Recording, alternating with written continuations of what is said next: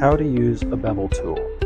Use your thumb to hold it against your index, middle, and ring fingers, with the back of the tool braced against your ring finger.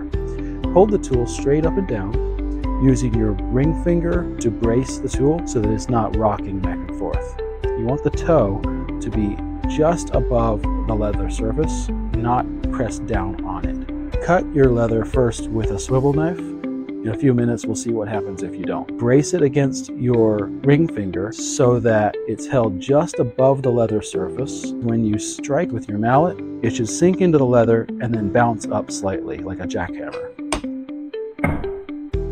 See how it went down and then came back up. Every time it comes up, move it between 1/3 and 1/2 of the width of the tool. So no more than half of the tool width with every strike.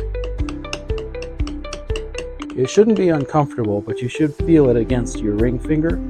That helps it to rise back up. If you didn't do that, if you held it away from your ring finger, you would strike it, and then it would drag and tilt.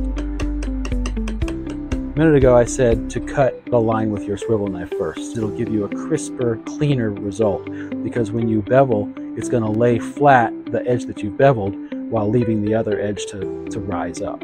If you don't do that, you can still get good effects, but what you'll be doing is you'll be creating an area where both sides are pressed down slightly, one side more than another, one side burnished more strongly.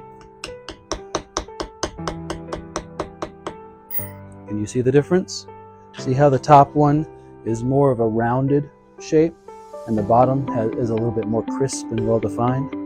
Depending on what you're going for, either one can be correct, but usually you want to cut your shape first with a swivel knife.